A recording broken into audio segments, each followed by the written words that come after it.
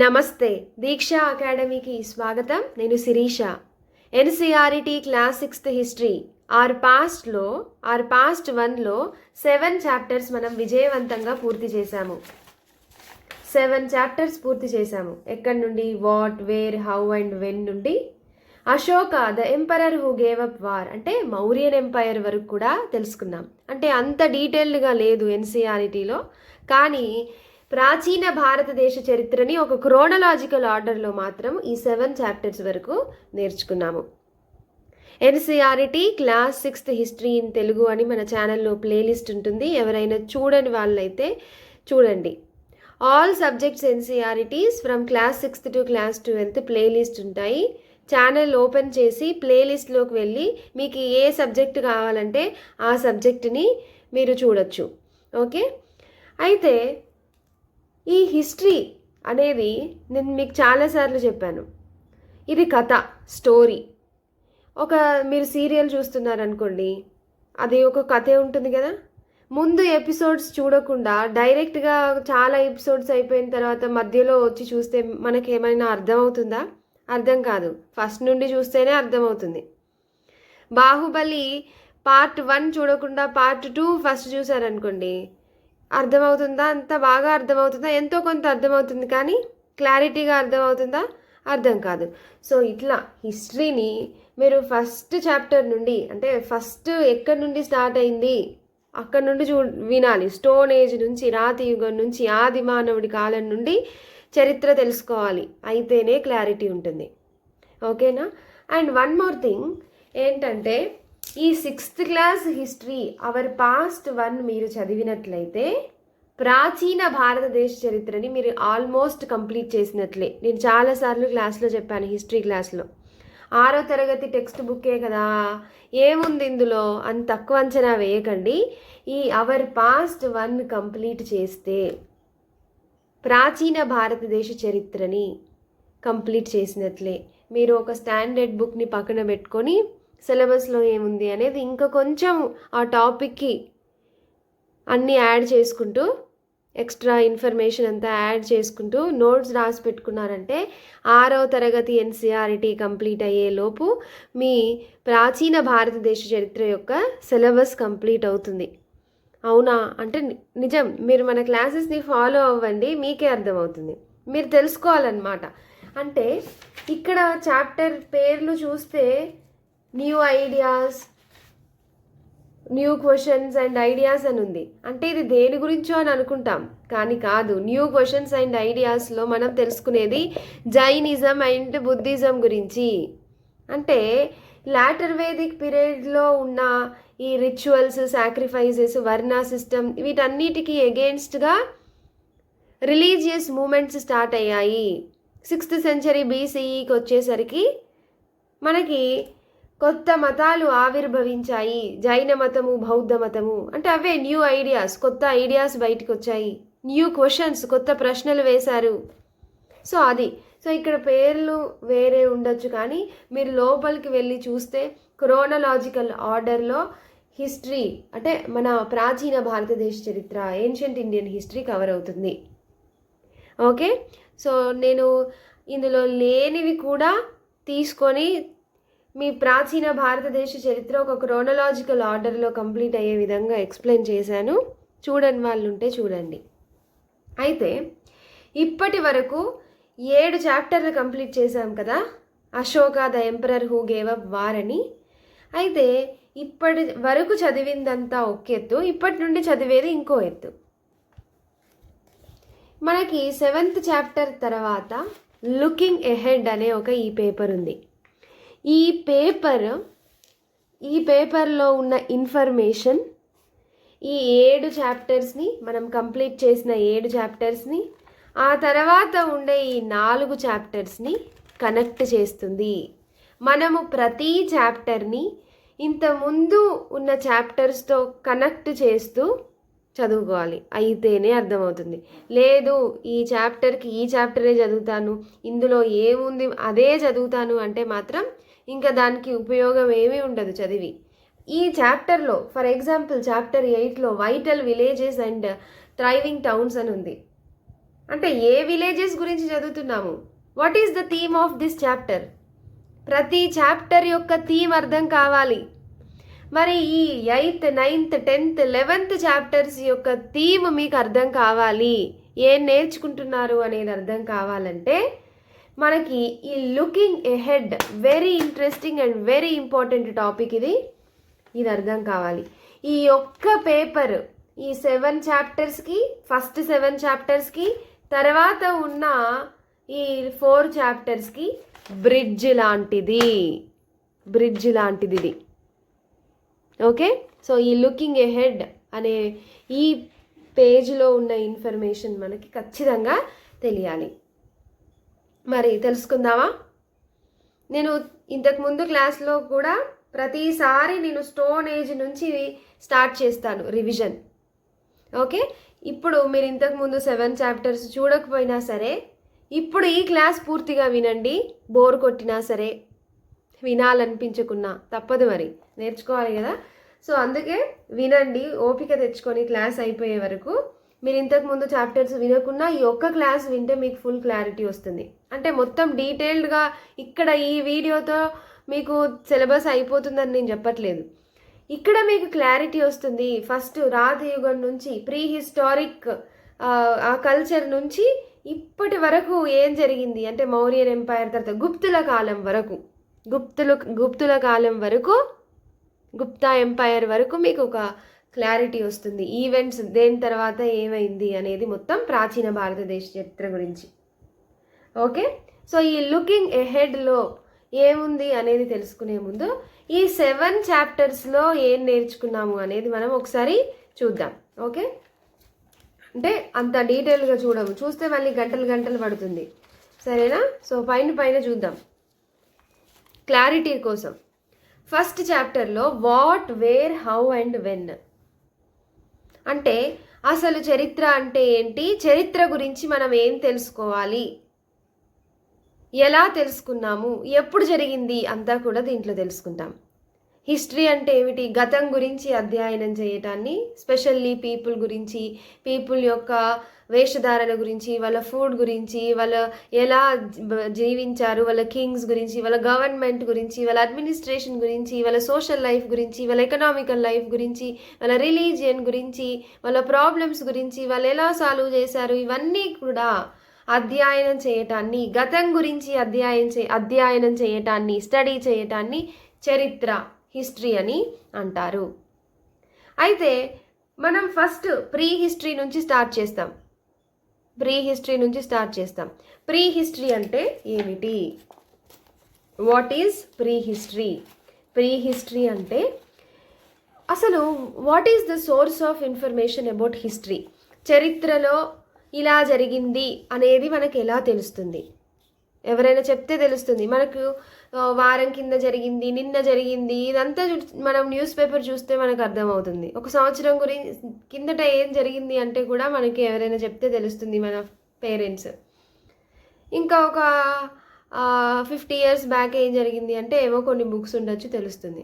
మరి కొన్ని వందల, వేల, లక్షల సంవత్సరాల క్రితం ఏం జరిగింది అనేది మనకి ఎలా తెలుస్తుంది? What is the source of information? Source of information ఏమిటి అంటే, ఒకటి మనకి మా కాలంలో ఇలా జరిగింది, మా జీవన విధానం ఇది, మా సోషల్ లైఫ్ ఇది, మేము ఇలా ఉన్నాం, మేము ఇలా తిన్నాం, మా పొలిటికల్ సిస్టమ్ ఇది అని సంథింగ్, వాళ్ళన్నిటి గురించి ఎవరైనా బుక్స్ రాసి పెడితే ఆ బుక్స్ చదివితే మనకు అర్థమవుతుంది. ఇవి లిటరరీ సోర్సెస్.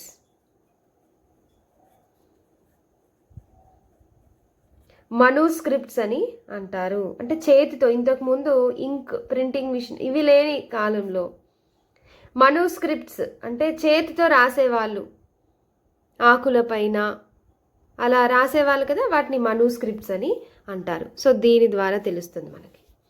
తర్వాత మనూస్క్రిప్ట్స్ కాకుండా, ఈ మనూస్క్రిప్ట్స్ అయితే ఆకులపైన రాస్తారు కాబట్టి ఇవి ఇన్సెక్ట్స్ అవి తింటాయి, పాడైపోతాయి. ఇన్స్క్రిప్షన్స్, శాసనాలు, ఒక హార్డ్ సర్ఫేస్ పైన, లైక్ ఒక మెటల్ సర్ఫేస్ పైన కావచ్చు, లేదంటే ఒక స్టోన్ పైన కావచ్చు, రాతి పైన కావచ్చు, ఎవరైనా చెక్కి పెట్టారు, రాశారు. శిలాశాసనాలని అంటాం. రాజులు శిలాశాసనాల ద్వారా విషయాలన్నీ కూడా, ఆదేశాలన్నీ కూడా ప్రజలకు జారీ చేసేవారు. ఇన్ఫర్మేషన్ అంతా కూడా ఈ ప్రజలు ఎక్కువగా తిరిగే స్థలాలలో, గుడిలలో, మార్కెట్ ప్లేసెస్లో పెడితే ప్రజలు చదివేది. తర్వాత ఏమేమి యుద్ధాలు జరిగాయి, ఆ యుద్ధంలో ఎవరు గెలిచారు అని చెప్పి కూడా అన్నీ ఈ స్టోన్స్ పైన, మెటల్స్ పైన చెక్కి పెడితే, రాసి పెడితే, ఆ ఇన్స్క్రిప్షన్స్ని మనం అదేదో భాషలు ఉంటే డెసిఫర్ చేస్తే అనువదించుకొని అర్థం చేసుకుంటాము, చరిత్రలో ఇలా జరిగింది అని చెప్పి. ఓకే, సో ఇది సోర్స్ ఆఫ్ ఇన్ఫర్మేషన్. మరి అసలు రైటింగ్ అనేది తెలీదు, బుక్స్ ఎవరు రాయలేదు, వాళ్ళకి రైటింగ్ తెలీదు, అదే రైటింగ్ డెవలప్మెంట్ ఇంకా కాలేదు. మరి అప్పుడు అక్కడ చరిత్రలో ఏం జరిగింది అనేది ఎలా తెలుస్తుంది? ఇప్పుడు ఆది మానవుడి కాలంలో ఆయనకు రాయడం తెలీదు, అసలు చాలా రోజుల వరకు మాట్లాడడమే రాదు, భాషే లేదు. మరి అప్పుడు ఇలా ఆది మానవుడు ఒకడు ఉండేవాడు, ఆయన సంచరిస్తూ వేటాడుతూ తిరిగేవాడు, దేశదిమ్మరిలాగా సంచారి అనేది మనకు ఎలా తెలిసింది? ఎవరు రాసిపెట్టి లేదే అని అంటే అవి ఆర్కలాజికల్ రిమైన్స్. మనకి ఇప్పుడు పురావస్తు శాస్త్రము సీన్లోకి వస్తుంది. స్పెల్లింగ్స్ ఏమైనా రాంగ్ ఉంటే సారీ. ఆర్కలాజికల్ రిమైన్స్ అంటే ఈ పురావస్తు శాస్త్రవేత్తలు, పురాతత్వ శాస్త్రవేత్తలు, ఆర్కాలజిస్ట్, కొన్ని సైట్స్ ఉంటాయి. సైట్స్ అంటే ఏమిటి? ఎక్కడైతే ఈ ఆర్కలాజికల్ రిమైన్స్, టూల్స్, తర్వాత వెపన్స్, పాట్స్, తర్వాత ఇంకా ఆభరణాలు, ఆర్నమెంట్స్ ఇవన్నీ దొరుకుతాయో ఆ ప్రదేశాన్ని, అది భూమి ఉపరితలం పైన కావచ్చు, భూమి లోపల కావచ్చు, ఈవెన్ వాటర్ లోపల కావచ్చు, ఏ ప్రదేశంలో అయితే ఈ ఆర్కలాజికల్ రిమైన్స్ అంటే ఏమిటి? బిల్డింగ్ రిమైన్స్ ఉంటాయి, శిథిలాలు ఉంటాయి, కాయిన్స్, నాణ్యాలు ఉంటాయి, ఆర్నమెంట్స్ ఉంటాయి, టూల్స్ ఉంటాయి అంటే పనిముట్లు, వెపన్స్ ఉంటాయి అంటే ఆయుధాలు. ఇవన్నీ కూడా ఎక్కడైతే దొరుకుతాయో, బయటపడతాయో ఆ ప్రదేశాన్ని సైట్స్ అని అంటారు. అయితే ఈ ఆర్కాలజిస్ట్ ఎక్కడైతే వీళ్ళు తవ్వకాలు జరిపినప్పుడో, లేదంటే వాటర్ లోపల్లో ఎక్కడో ఇవి దొరికినప్పుడు, వెపన్స్ కానీ ఇవి దొరికినప్పుడు వాటిని అధ్యయనం చేస్తారు, స్టడీ చేస్తారు, ఎగ్జామిన్ చేస్తారు. ఇంకేమైనా లిటరరీ సోర్సెస్ ఉంటే వాటిని కూడా చూసి వీళ్ళు అటు డిటెక్టివ్స్ అన్నమాట, షెర్లాక్ హోమ్స్ లాగా. ఇవన్నీ చూసి, ఈ ఆర్కలాజికల్ రిమైన్స్ చూసి చరిత్రలో ఈ కాలంలో ఇక్కడ వీళ్ళు ఉండేది అని చెప్పి వీళ్ళు చెప్తే మనకు తెలుస్తుంది. సో ఇది source of information about history. History అంటే ఏంటో తెలుసుకున్నాము. హిస్టరీ గురించి మనకు ఎలా తెలుస్తుంది అంటే ఇవి source of information. Okay, archaeological remains, inscriptions, manuscripts అంటే బుక్స్, ఇవన్నీ కూడా ఎక్సెట్రా. అయితే ప్రీ హిస్టరీ అంటే ఏమిటి? ప్రీ హిస్టరీ అంటే వాళ్ళ కాలంలో ఇలా జరిగింది అని చెప్పి ఎవరు రాయలేదు. ఎందుకు రాయలేదు అని అంటే అసలు రైటింగ్ ఇంకా డెవలప్ అవ్వలేదు. Archaeological remains are only source of information and no written records available is called pre history. ఏ కాలంలో అయితే రిటర్న్ రికార్డ్స్ ఎవరు రాసి పెట్టి లేవు, ఎందుకంటే రైటింగ్ ఇంకా డెవలప్ అవ్వలేదు, ఏమీ లేని కాలాన్ని, అక్కడ చరిత్రలో ఇలా జరిగింది ఆ కాలంలో అని మనకి ఇన్ఫర్మేషన్ కేవలం ఆర్కలాజికల్ రిమైన్స్ ద్వారానే తెలిసింది అని అంటే దాన్ని ప్రీ హిస్టరీ అని అంటారు. ఏమంటారు? ప్రీ హిస్టరీ అని అంటారు. ఓకే, సో ప్రీ హిస్టరీ అంటే ఏంటో మీకు అర్థమైంది. సో ఇక్కడి వరకు మనం చాప్టర్ 1లో తెలుసుకుందాం. చాప్టర్ 1లో source of information about history అంటే ఏమిటి, హిస్టరీ గురించి ఎలా తెలుస్తుంది అని చాప్టర్ 1లో తెలుసుకుందాం. క్లియర్ కదా? ఎస్. ఇప్పుడు చాప్టర్ 2 ఏంటో చూద్దాం. From hunting, gathering to growing food. అంటే వేటాడుతూ, ఆహారాన్ని సేకరిస్తూ గ్రోయింగ్ ఫుడ్ గ్రో చేసే వరకు, ఆహారాన్ని పండించే వరకు ఎలా రీచ్ అయ్యాడు మానవుడు అనేది ఈ చాప్టర్ 2లో తెలుసుకుంటాం. అయితే ఇది ఎక్కడి నుండి స్టార్ట్ అవుతుంది అని అంటే, ఫస్ట్ మీరు గమనించాల్సింది ఏమిటి అని అంటే, మనం మన భారతదేశంలో ఉన్న ఆది మానవుడి గురించి తెలుసుకుంటున్నాం. Okay, primitive human being in India. ఇంకా ప్రపంచవ్యాప్తంగా ఉంటారు కదా, వాళ్ళందరి గురించి మనం చదవట్లేదు. ఇక్కడ మన భారతదేశంలో స్టోన్ ఏజ్, ఈ రాతి యుగానికి చెందిన మానవుడు యొక్క ఆనవాళ్ళు, ఆయనకు సంబంధించినవి ఆర్కలాజికల్ రిమైన్స్ అన్నీ ఎక్కడెక్కడ దొరికాయి ఏంటి అనేది భారతదేశం గురించి మాత్రమే మాట్లాడుతున్నాం. అది మీరు దృష్టిలో పెట్టుకోవాలి. ఓకే, అయితే ఇక్కడ మనము ఆది మానవుడి గురించి తెలుసుకుంటాము, స్టోన్ ఏజ్ గురించి, రాతి యుగం గురించి తెలుసుకుంటాం అన్నమాట. Palaeolithic age, mesolithic age, neolithic age, stone age గురించి తెలుసుకుంటాము. అయితే స్టోన్ ఏజ్ అంటే ఏమిటి? రాతి యుగము.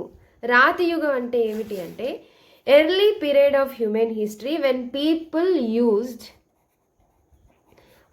people used tools and weapons made of stones.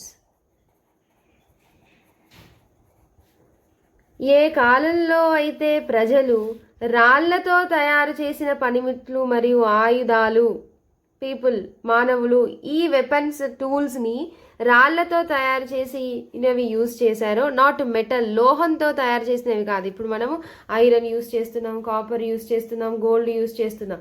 అట్లా మెటల్స్తో కాదు, స్టోన్స్తో తయారు చేసిన పనిముట్లు మరియు వెపన్స్ అంటే ఆయుధాలు ఉపయోగించారు. ఆ కాలాన్ని, ఆ యుగాన్ని రాతి యుగము, స్టోన్ ఏజ్ అని అంటారు. ఓకే, అయితే దీని గురించి మనము ఈ సెకండ్ చాప్టర్లో ఏం తెలుసుకుంటాము అంటే, ప్రీ హిస్టారిక్ పీరియడ్ గురించి తెలుసుకుంటాం అనమాట. మరి రాతి యుగంలో ఆది మానవుడు ఎలా బతికాడు, ఇవన్నీ మనకి ఎట్లా తెలిసింది? వాళ్ళు రాసి పెట్టారా? వాళ్ళకి ఇంకా చాలా రోజుల వరకు మాట్లాడటమే రాదు, ఇంకా ఎలా రాస్తారు? రాయరు కదా. Archaeological remains are only source of information about this stone age. ఈ రాళ్లతో తయారు చేసిన పనిముట్లు, ఆయుధాలు ఇవన్నీ బయటపడ్డాయి. వాటిని ఎగ్జామిన్ చేసి చెప్పారు, ఇక్కడ ఆది మానవుడు ఇలా బతికాడు అన్నట్టుగా. ఆది మానవుడు నుంచి ఆధునిక మానవుడికి ఎలా వచ్చాడు అనేది డిఫరెంట్ స్టేజెస్ ఉంటాయన్నమాట. ఓకే, అయితే ఇది చూద్దాం మనము. ఫస్ట్ మానవుడు పుట్టాడు, అన్ని జీవరాశులు ఎలా అయితే పుట్టాడో అలాగే పుట్టాడు. సో పుట్టినప్పుడు ఎలా అయినా బతికేది? దేశదిమ్మరి, సంచరిస్తూ వేటాడుతూ ఆహారం సంపాదించుకునేది, అంతేకాని ఆహారాన్ని ఉత్పత్తి చేసేది కాదు. అయితే ఈ వేటాడటంలో రాళ్ళ యొక్క ఉపయోగాన్ని తెలుసుకొని రాళ్ళని ఉపయోగించి పనిముట్లని మరియు ఆయుధాలని తయారు చేసుకున్నాడు. ఈ యుగాన్ని, ఈ పీరియడ్ని స్టోన్ ఏజ్ అని అంటారు. ఈ స్టోన్ ఏజ్ని 3 పీరియడ్స్గా డివైడ్ చేశారు. పేలోలిథిక్ పీరియడ్, తర్వాత mesolithic period, 3 neolithic period. The stone ఏజ్ని ఈ 3 పీరియడ్స్గా డివైడ్ చేశారు. పేలోలిథిక్ ఏజ్ ఏంటి అంటే పాత రాతి యుగం. లిథిక్ అంటే స్టోన్, పేలో అంటే ఓల్డ్, మెసో అంటే మిడిల్, మధ్య రాతి యుగము. నియో అంటే న్యూ, లిథిక్ అంటే రాతి, నియోలిథిక్ ఏజ్. ఇక్కడ వీళ్ళు రాళ్ళని ఉపయోగించి ఆయుధాలని తయారు చేసుకున్నారనమాట.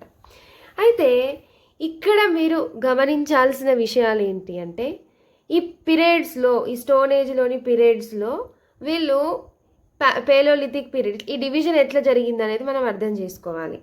ఇక్కడ నుంచి కొన్ని సంవత్సరాల పాటు అంటే కొన్ని 1,00,000 సంవత్సరాల పాటు, అట్లా కొన్ని వేల సంవత్సరాల పాటు ఒకలాగా మానవుడి యొక్క ఫిజికల్ ఫీచర్స్ ఉన్నాయి.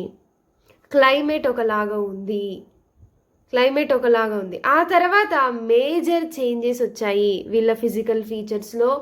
క్లైమేట్లో టెంపరేచర్ మారింది, క్లైమేట్లో చేంజెస్ వచ్చాయి, జీవన విధానంలో మార్పులు వచ్చాయి, అలాగే వీళ్ళు ఉపయోగించే టూల్స్ అండ్ వెపన్స్లో మార్పులు వచ్చాయి. సో అట్లా మేజర్ చేంజెస్ వచ్చి ఇంకొక ముందు అడుగు వేశారు అని అంటే దాన్ని ఇంకొక పీరియడ్ అని అన్నారు.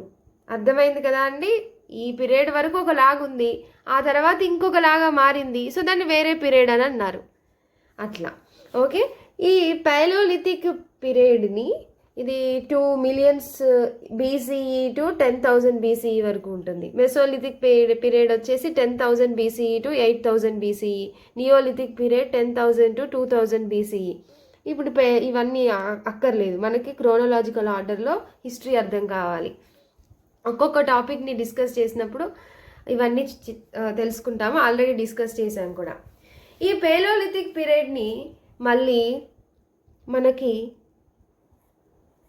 Lower palaeolithic, middle palaeolithic and upper palaeolithic ఏజ్గా డివైడ్ చేశారనమాట. పేలోలిథిక్ ఏజ్ని మళ్ళీ డివైడ్ చేశారు. ఎలాగా? Lower palaeolithic age, middle palaeolithic age and upper palaeolithic ఏజ్గా పీరియడ్గా చేశారనమాట. ఈ లోయర్ పేలోలిథిక్ ఏజ్లో సంచరిస్తూ వేటాడుతూ ఆహారం సంపాదించుకొని తినేది. తర్వాత ఇక్కడ అన్పాలిష్డ్ స్టోన్స్ని యూజ్ చేసేది, మిడిల్ పాలోలిథిక్ ఏజ్కి వచ్చేసరికి క్లైమేట్లో చేంజెస్ వచ్చాయి. ఇక్కడనేమో అంత ఐస్ ఏజ్ అనమాట. ఇదంతా మనం జాగ్రఫీలో తెలుసుకుంటామండి, తర్వాత చూద్దాము. జియోలాజికల్ టైమ్ స్కేల్లో ఐస్ ఏజ్ ఉండేది. సో మంచు కరగటం అనేది స్టార్ట్ అయింది, కొంచెం వచ్చాయి. తర్వాత నియోలిథిక్ ఏజ్కి ఈ అప్పర్ పాలోలిథిక్ ఏజ్కి వచ్చేసరికి ఫిజికల్ ఫీచర్స్లో కూడా మార్పులు వచ్చాయని తెలుసుకున్నాం. టెంపరేచర్లో మార్పులు వచ్చాయి, క్లైమేట్లో మార్పులు వచ్చాయి, వీళ్ళు యూస్ చేసే వెపన్స్లో, టూల్స్లో, ఈ స్టోన్స్లో మార్పులు వచ్చాయి. ఇక్కడ అన్పాలిష్డ్ స్టోన్స్ యూస్ చేశారు, ఇక్కడికి వచ్చేసరికి మళ్ళీ స్టోన్స్లో మార్పులు వచ్చాయి. ఇవన్నీ చూసుకుంటూ వస్తున్నాం మనం. ఈ అప్పర్ పాలోలిథిక్ పీరియడ్కి వచ్చేసరికి ఎమర్జెన్స్ ఆఫ్ హోమోసపైన్స్, అంటే మోడర్న్ హ్యూమన్ బీయింగ్ యొక్క జాతి పేరు ఏమిటి, స్పీషీస్ పేరు ఏమిటి అంటే హోమోసపైన్స్. ఈ హోమోసపైన్స్ అనేది ఎప్పుడు ఆవిర్భవించింది అని అంటే అప్పర్ పాలోలిథిక్ పీరియడ్లో ఎమర్జెన్స్ ఆఫ్ హోమోసపైన్స్, ఇది తెలుసుకుంటాం అనమాట.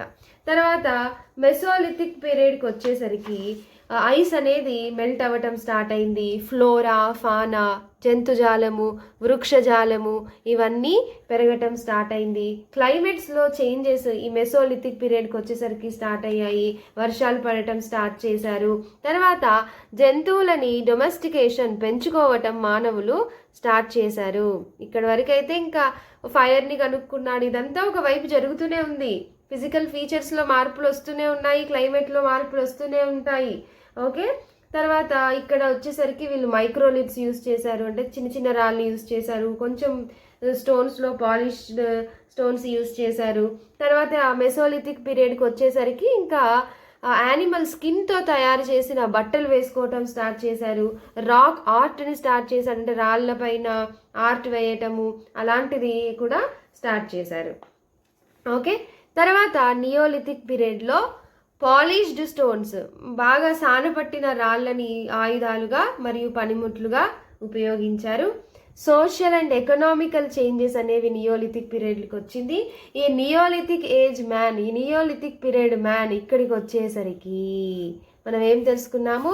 ఫ్రమ్ హంటింగ్, గ్యాదరింగ్, వేటాడుతూ ఆహారాన్ని సేకరించుకొని తినేది. తర్వాత గ్రోయింగ్ ఫుడ్ని గ్రో చేయడానికి వచ్చాడనమాట. నియోలిథిక్ పీరియడ్కి వచ్చేసరికి ఫుడ్ గ్యాదరర్ నుంచి, ఆహారాన్ని సేకరించే దగ్గర నుండి ఫుడ్ ప్రొడ్యూసర్ అయ్యాడు. నియోలిథిక్ పీరియడ్కి వచ్చేసరికి మెల్లిమెల్లిగా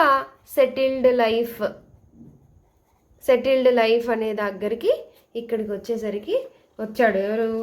మన ఇక్కడికి వచ్చేసరికి ఎమర్జెన్స్ ఆఫ్ హోమోసెపైన్స్, ఇప్పుడున్న మానవుడు జాతి ఏదైతే ఉంటుందో ఆ జాతి దగ్గరికి వచ్చాడు.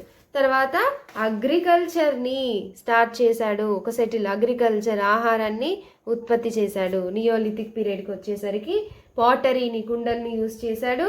ఇల్లు కట్టుకోవటము, మడ్తో తయారు చేసినవి, అలా ఒక సెటిల్డ్ లైఫ్ అనేది స్థిరంగా ఒక దగ్గర ఉండి సెటిల్ అవ్వటం, స్థిర నివాసం ఏర్పాటు చేసుకోవటం ఇక్కడ నియోలిథిక్ పీరియడ్కి వచ్చేసరికి స్టార్ట్ అయిందనమాట.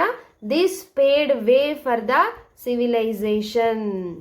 ఇది నాగరికతకి దారి తీసింది. ఎవరు? ఈ నియోలిథిక్ పీరియడ్ మ్యాన్. ఓకే, ఇక్కడికి వచ్చిన నియోలిథిక్ పీరియడ్ మ్యాన్ సివిలైజేషన్ అని వచ్చింది. ఓకే, సో ఇక్కడి వరకు మనము from hunting, gathering to growing food, సంచరిస్తూ వేటాడుతూ ఆహారం సంపాదించుకునే జీవన విధానం నుండి ఆయన ఫుడ్ని ఆయన్నే ప్రొడ్యూస్ చేసుకునే వరకు వచ్చాడు ఇక్కడ వరకు. ఓకే, సో ఇది మనము స్టోన్ ఏజ్. ఇది మనకు సిలబస్లో ఉంటుంది. పేలోలిథిక్, మిసోలిథిక్ అండ్ నియోలిథిక్. దీన్ని మీరు నోట్స్ రాసుకున్నారనుకోండి, ఈ టాపిక్ అయిపోయినట్టే. Okay, new way of life, beginning of farming and Hardinge. ఇక్కడ నుంచి ఆహారాన్ని ఉత్పత్తి చేయటము, వ్యవసాయం చేయడం స్టార్ట్ చేశాడు అనేది, డొమెస్టికేషన్ స్టార్ట్ అయింది. ఇవన్నీ పేర్లు వాళ్ళు ఇవ్వలేదు ఇక్కడ, కానీ ఈ టాపిక్ ఇదే ఇక్కడ. ఇది తెలియకుండా మనం ఎన్సీఆర్టీస్ చదువుకుంటూ వెళ్తే మనకేమీ యూజ్ ఉండదు అనమాట. ఓకేనా? ఎస్, ఇంకా ఎక్కడెక్కడే దొరికాయి సైట్స్ అనేది మనం తెలుసుకోవాలి. ఓకే, సైట్స్ అనేవి వెరీ వెరీ ఇంపార్టెంట్. ఇవన్నీ మనం ఇక్కడ డిస్కస్ చేయలేదు. డిస్కస్ చేస్తే 10 గంటలు అవుతుంది. ఓకేనా? Next, in the earliest cities. మెల్లిగా నియోలిథిక్ పీరియడ్ అయిపోయేసరికి వ్యవసాయం స్టార్ట్ చేశాడు. ఫుడ్ గ్యాదరర్ నుంచి ఫుడ్ ప్రొడ్యూసర్కి వచ్చాడు. సివిలైజేషన్కి ఒక బాటన్ వేశారు కదా. అయితే అట్లా సివిలైజేషన్ అనేది మన సౌత్ ఏషియాలో ఎక్కడ జరిగింది అని అంటే అది ఇండస్ వ్యాలీ సివిలైజేషన్, సింధు లోయ నాగరికత. సివిలైజేషన్ అంటే ఏంటో తెలుసుకుంటాం. ఓకే, జాగ్రత్తగా వినండి, అస్సలు బోర్ ఫీల్ అవ్వద్దు.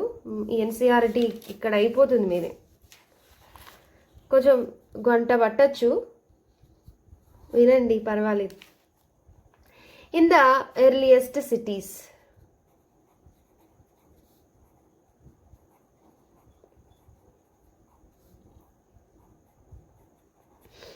అంటే ఇక్కడ మనం దేని గురించి మాట్లాడాము అంటే ఈ చాప్టర్ అంతా ఇండస్ వ్యాలీ సివిలైజేషన్ గురించే.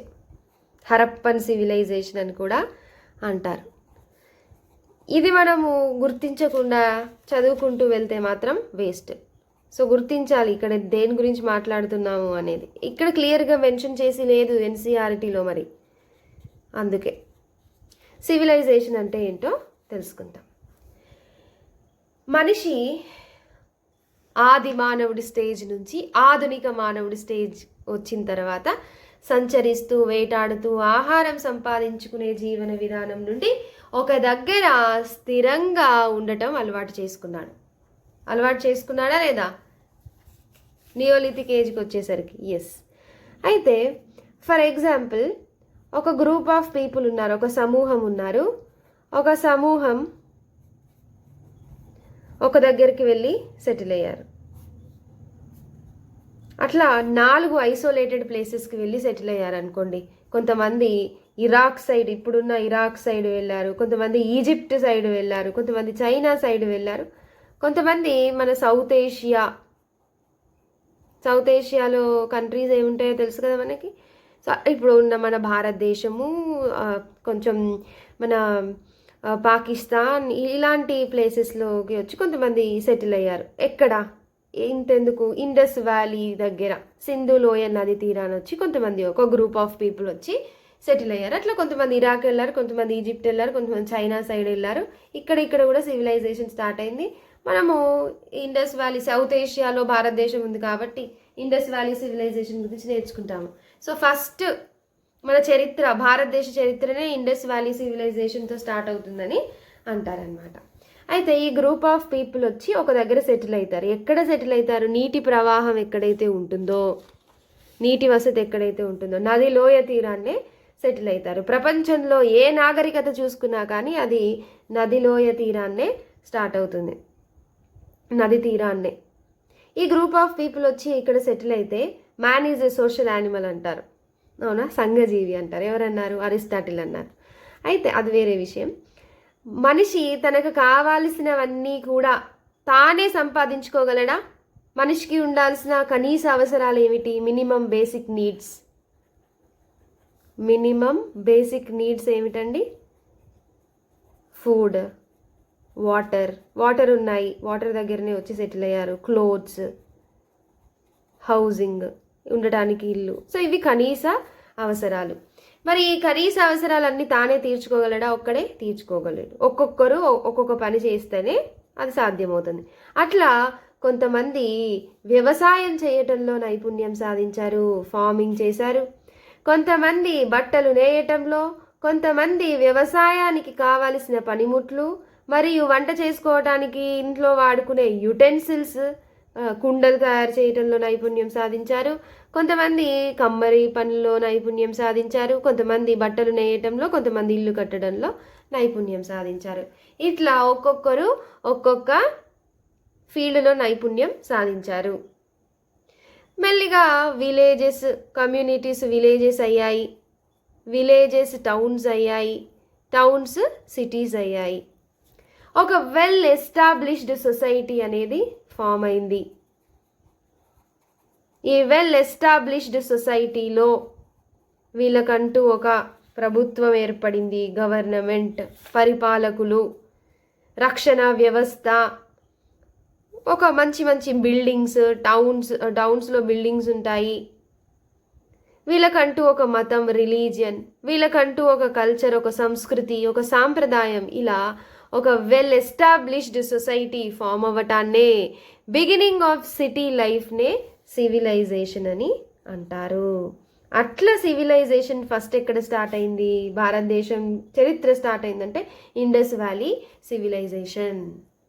Okay, so Indus valley civilization గురించి మనం ఇక్కడ తెలుసుకుంటాం. దీన్ని హరప్పన్ సివిలైజేషన్ అని కూడా అంటారు. ఎందుకంటే ఇక్కడ ఒక ఇండస్ వ్యాలీ సివిలైజేషన్, ఇక్కడ ఒక నాగరికత ఉండేది, ఇక్కడ కొన్ని సిటీస్ ఉండేవి ఇంతకు ముందు అని ఎలా తెలిసింది? వాటికి సంబంధించిన ఆర్కలాజికల్ రిమైన్స్ అనేవి హరప్పాలో, ఇప్పుడు ప్రజెంట్ డే పాకిస్తాన్లో ఉన్న హరప్పాలో బయటపడ్డాయి. కాబట్టి ఫస్ట్ సైట్ హరప్పా, కాబట్టి దీన్ని హరప్పన్ సివిలైజేషన్ అని అంటారు.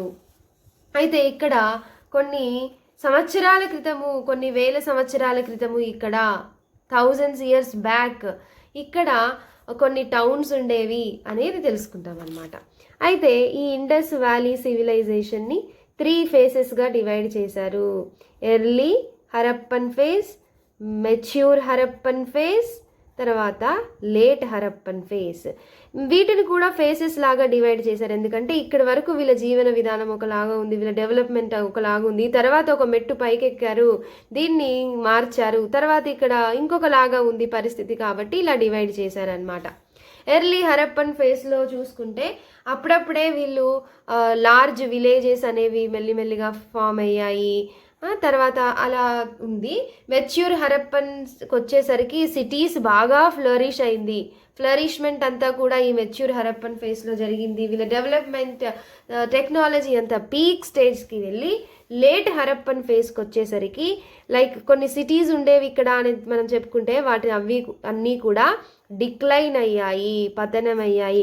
ఎందుకు డిక్లైన్ అయినాయో మనకి కరెక్ట్ రీజన్ తెలీదు. సో చాలామంది చాలా థియరీస్ చెప్తారు.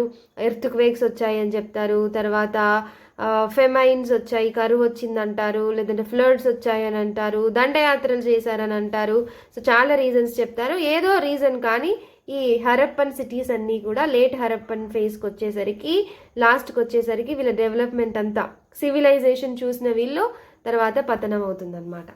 అయితే ఇక్కడ మనం గుర్తుపెట్టుకోవాల్సింది ఏమిటి అంటే, హిస్టరీలో ఏ భాగం వచ్చినా, ఏ డైనెస్టీ గురించి చదివినా, దేని గురించి చదివినా కానీ వాళ్ళ పొలిటికల్ సిస్టమ్ తెలుసుకోవాలి, వాళ్ళ యొక్క సోషల్ యాక్సెప్ట్స్లో చూడాలి, రిలీజియన్, ఎకనామికల్, కల్చరల్ యాక్సెప్ట్స్లో చదవాలి. ఈ యాక్సెప్ట్స్లో హిస్టరీని స్టడీ చేయాలి ఏది వచ్చినా కానీ. ఓకే, ఇప్పుడు ఇదంతా మనం చెప్పట్లేదు. ఓకే, ఈ ఇండస్ వ్యాలీ సివిలైజేషన్లో ఉన్న ఈ సిటీస్లో టౌన్ ప్లానింగ్ ఎలా ఉంటుందని తెలుసుకుంటాం మనము. సిటాడిల్స్ ఉండేవి, లోయర్ టౌన్స్ అని, గ్రిడ్ సిస్టంలో ప్రాపర్గా వీళ్ళు ప్రణాళిక వేసుకొని వీళ్ళు టౌన్ ప్లానింగ్ చేసుకున్నారు. గ్రేట్ బాత్ ఉండేది, గ్రానరీస్ ఉండేవి, తర్వాత అగ్రికల్చర్ కూడా స్టార్ట్ చేశారు. ఇంకా బార్లీ, వీట్, పీస్ ఇట్లాంటివన్నీ వీళ్ళు ప్రొడ్యూస్ చేసేది. రైస్ని ప్రొడ్యూస్ చేశారు, ఇక్కడ ఇండస్ పీపుల్ ఫస్ట్ కాటన్ని ప్రొడ్యూస్ చేశారు అనేది తెలుసుకుంటాము. అలా వీళ్ళ ట్రేడ్, వీళ్ళ ఎకానమీ, డొమెస్టికేషన్, ఏమేమి జంతువులను పెంచుకున్నారు, వీళ్ళ రిలీజన్ ఏమిటి, రిలీజన్ ప్రాక్టీసెస్ ఏమిటి, ఇవన్నీ తెలుసుకుంటాము దీంట్లో ఈ చాప్టర్లో. అంటే ఈ చాప్టర్ చదివితే, థర్డ్ చాప్టర్ చదివితే ఇండస్ వ్యాలీ సివిలైజేషన్ అనే ఈ టాపిక్ కంప్లీట్ అవుతుంది. ఇది చదవండి, ఇండస్ వ్యాలీ సివిలైజేషన్ స్టాండర్డ్ బుక్లో చూసి చదవండి, నోట్స్ రాసుకోండి, ఇండస్ వ్యాలీ సివిలైజేషన్ అయిపోతుంది అనమాట. Okay, Harappan towns in Gujarat, ఎక్కడెక్కడ సైట్స్ ఉన్నాయి అనేది కూడా ఇంపార్టెంట్, ఆ సైట్స్ చూసుకోండి. ఇండస్ వ్యాలీ సివిలైజేషన్ అయిపోయింది. ఈ mystery of the end, okay, ఎలా ఎండ్ అయింది అనేది మిస్టరీ. ఫ్లడ్స్ వచ్చాయంటారు, ఇది decline of the Indus valley civilization. కానీ ఎక్కడా కూడా వీళ్ళు ఇండస్ వ్యాలీ సివిలైజేషన్ అని మెన్షన్ చేసి లేదు, హరప్పన్ సిటీస్, మొహెంజదారో అనే చెప్పారు. ఓకే, ఇది ఇండస్ వ్యాలీ సివిలైజేషన్ కంప్లీట్ అయింది. Next, what books and burials tells us. ఇక్కడ వరకు చూస్తే మనకి ఇండస్ వ్యాలీ సివిలైజేషన్ గురించి, హరప్పన్ సిటీస్ గురించి ఓన్లీ ఆర్కియలాజికల్ రిమైన్స్ మాత్రమే source of information. Literary sources కూడా ఉన్నాయి కానీ వాటిని డెసిఫర్ చేయలేకపోయారు, బోస్ట్రఫర్డ్ అని అంటారు, అంటే వాటిని అనువదించలేకపోయారు. తర్వాత చాప్టర్ 4కి రండి. ఇక్కడికి వచ్చేసరికి బుక్స్, బరియల్స్ అనేవి ఉన్నాయి. ఈ బుక్స్, బరియల్స్ అనేవి మనకి ఏం చెప్తున్నాయి అంటే, ఇక్కడికి వచ్చేసరికి లిటరరీ సోర్సెస్ వచ్చాయి. లిటరరీ సోర్సెస్ ఎప్పటి నుండి వచ్చాయి అంటే, దీంట్లో ఈ చాప్టర్లో మనము చూడండి, you may have heard about the Vedas, there are 4 of them, the Rigveda, Samaveda, Yajurveda, Atharvaveda అని ఉంది ఇక్కడ. అంటే ఏమైంది, ఈ వేదాస్ వచ్చాయి అని అంటే ఇక్కడ మనకి బుక్స్ వచ్చాయి, లిటరరీ సోర్సెస్ మనకు చెప్తున్నాయి చరిత్రలో ఇది జరిగింది అనేది. అంటే ఈ ఋగ్వేద, సామవేద, యజుర్వేద, అథర్వవేదాలు వేదాలు. అంటే దీంట్లో వేదిక్ సివిలైజేషన్ గురించి మాట్లాడుతున్నారు. టైటిల్ వేదిక్ సివిలైజేషన్ అని ఇక్కడ లేదు. మీరు, అందుకే నేను చెప్తున్నా, ఇది మీరు 6th క్లాస్ టెక్స్ట్ బుక్ చదివితే మీ ప్రాచీన భారతదేశ చరిత్ర కంప్లీట్ అవుతుంది. వేదిక్ సివిలైజేషన్ గురించి ఇక్కడ మనం చదువుతున్నాం. ఓకే, ఎప్పుడైతే ఈ హరప్పన్ సిటీస్ డిక్లైన్ అవుతున్నాయో అప్పుడు హరప్పన్స్ యొక్క అవుట్స్కట్స్లో కొంతమంది కొత్త వాళ్ళు కనిపిస్తారు. వాళ్ళే ఆర్యన్స్. ఆర్యుల రాకతో ఒక కొత్త సివిలైజేషన్ స్టార్ట్ అవుతుంది, అది వేదిక్ సివిలైజేషన్. వేదాలు ఋగ్వేద, సామవేద, యజుర్వేద, అథర్వవేద ఇవన్నీ కూడా ఈ కాలంలో ఉన్నాయి కాబట్టి దీన్ని వేద నాగరికత, వేదిక్ సివిలైజేషన్ అని అంటారు. మళ్ళీ ఈ వేదిక్ సివిలైజేషన్ని కూడా ఎర్లీ వేదిక్ పీరియడ్,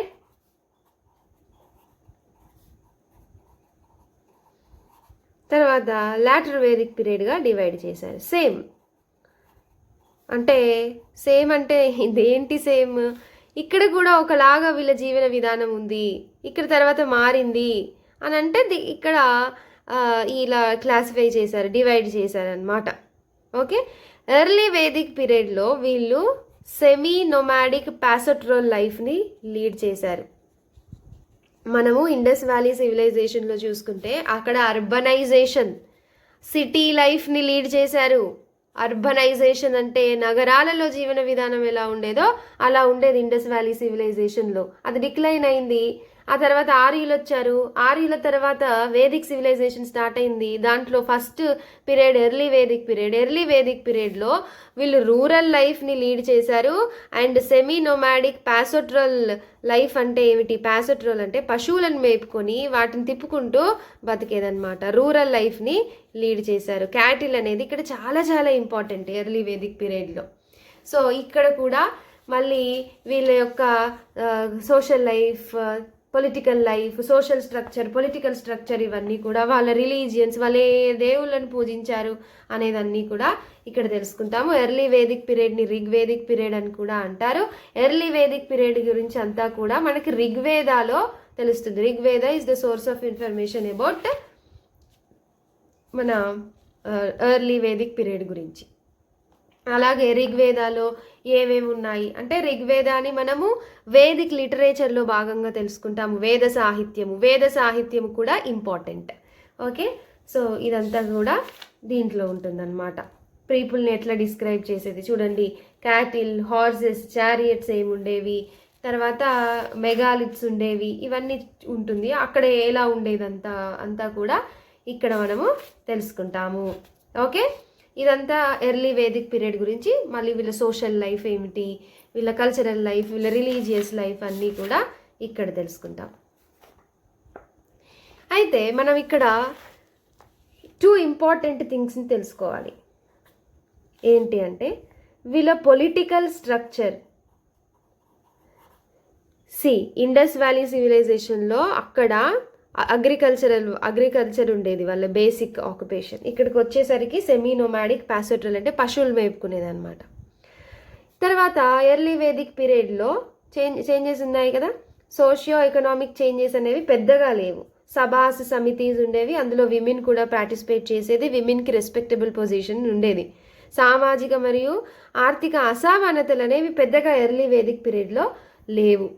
రాజు ఉండేవాడు, రాజుని ప్రజలే చూస్ చేసుకునేది. రాజు కూడా ఒక స్టాండర్డ్ ఆర్మీ అని, ఒక రెగ్యులర్ ఆర్మీ అనేది రాజుకు లేదు.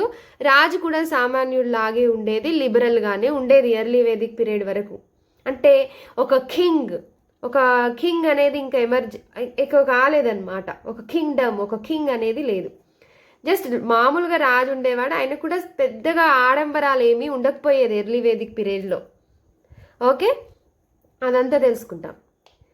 ఇక్కడ మనం గమనించాల్సింది ఎర్లీ వేదిక్ పీరియడ్లో అంటే వీళ్ళ పొలిటికల్ స్ట్రక్చర్ ఏమిటి అంటే, ఆర్ సోషల్ స్ట్రక్చర్ ఏమిటి అంటే, ఫస్ట్ ఒక మెన్ అండ్ విమెన్ ఉన్నారు, ఆడ మగ ఉన్నారు, పెళ్లి చేసుకున్నారు, 2 పిల్లలు పుట్టారనుకోండి, వీళ్ళని ఏమంటారు?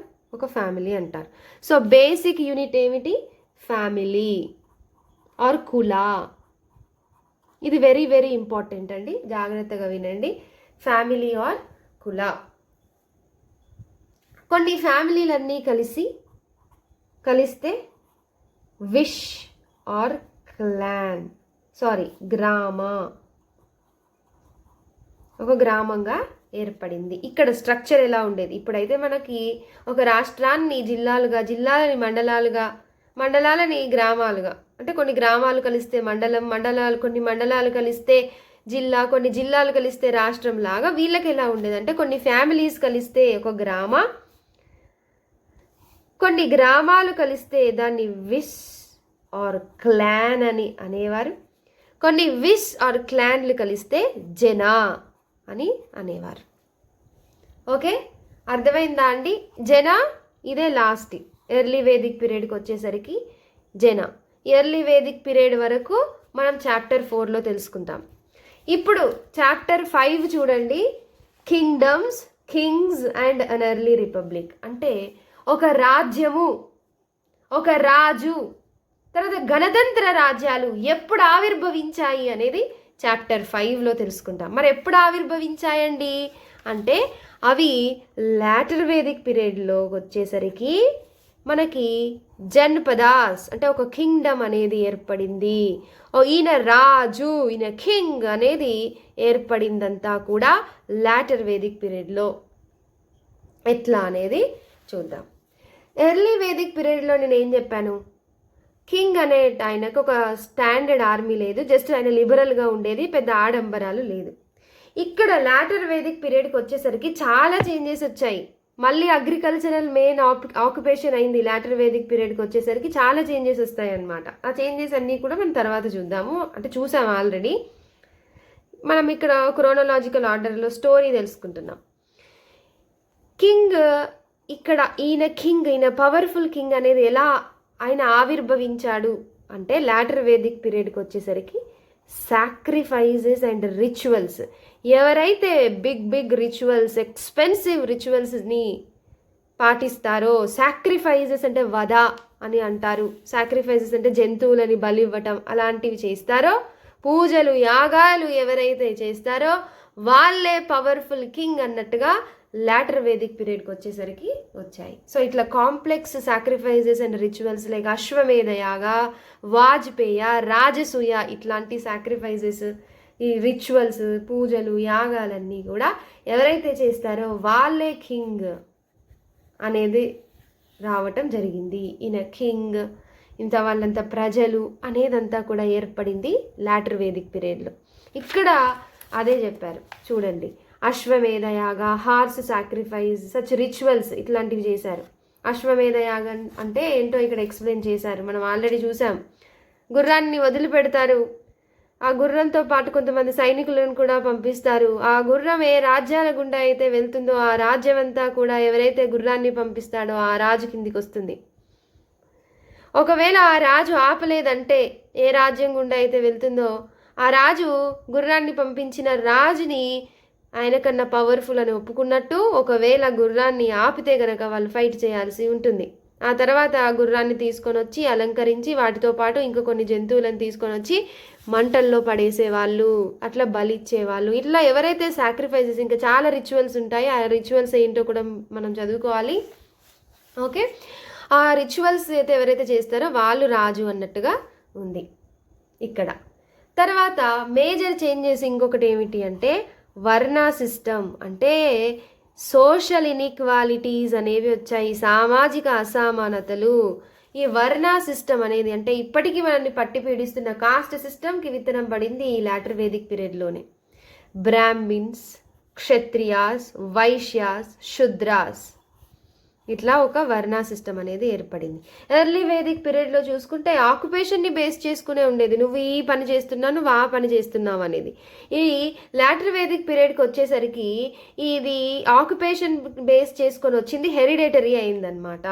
బ్రాహ్మిన్స్ అంటే ప్రీస్ట్, పూజారులు ఎవరైతే బోధిస్తారో, ప్రీచ్ చేస్తారో ప్రీస్ట్ అని అంటారు. క్షత్రియాస్ అంటే రూలింగ్ క్లాస్ అని. వైశ్యాస్ అంటే ఇందులో మర్చెంట్స్ వస్తారు, అగ్రికల్చర్ చేసే ఫార్మర్స్ వస్తారు. తర్వాత శుద్రాస్ అంటే వీళ్ళందరికన్నా కూడా తక్కువ. శుద్రాస్ వీళ్ళు మిగతా వాళ్ళందరికీ బానిసలు. వీళ్ళని శుద్రాస్ని, విమెన్ని కూడా రిచువల్స్లో పాల్గొనించేది కాదు, కనీసం అటెండ్ కూడా చేయనిచ్చేది కాదు. సో ఇదంతా కూడా చూస్తాం మనం ఇక్కడ. How some men became rulers, ఎట్లా కొంతమంది పరిపాలకులు అయ్యారు అనేది ఇక్కడ చూస్తాము. ఇది లాటర్ వేదిక్ పీరియడ్లోనే by practising sacrifices and rituals అని. తర్వాత వర్ణ సిస్టమ్ అనేది ఇక్కడ తెలుసుకుంటాం మనము. వర్ణ సిస్టమ్ ఎలా వచ్చింది అనేది. వర్ణ సిస్టంలో బ్రాహ్మిన్స్, క్షత్రియాస్ వీళ్ళు సుపీరియర్, మిగతా వాళ్ళందరూ ఇన్ఫీరియర్. బ్రాహ్మిన్స్, క్షత్రియాస్ ఏమో వీళ్ళు స్పెషల్ ప్రివిలేజెస్ని ఎంజాయ్ చేసేది ఇది వీళ్ళకు ఉండకపోయేది అనమాట.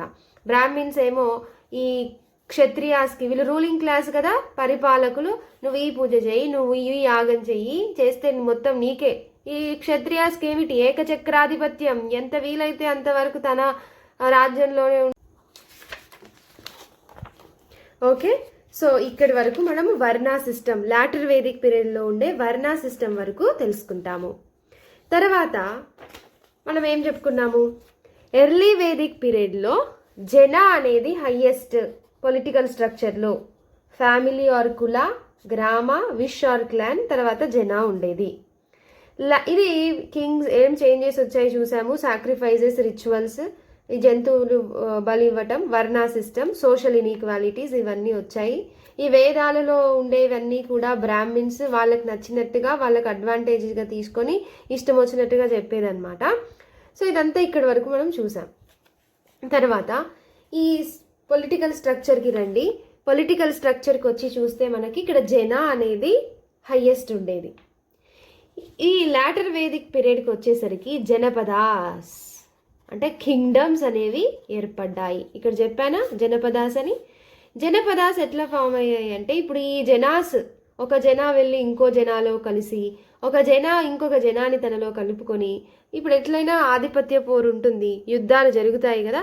సో అది యుద్ధం ద్వారానో లేదా త్రూ మ్యాట్రిమోనియల్ అలియన్సెస్, ఇట్లా 2 or 3 జనాస్ were amalgamated to form janapadas.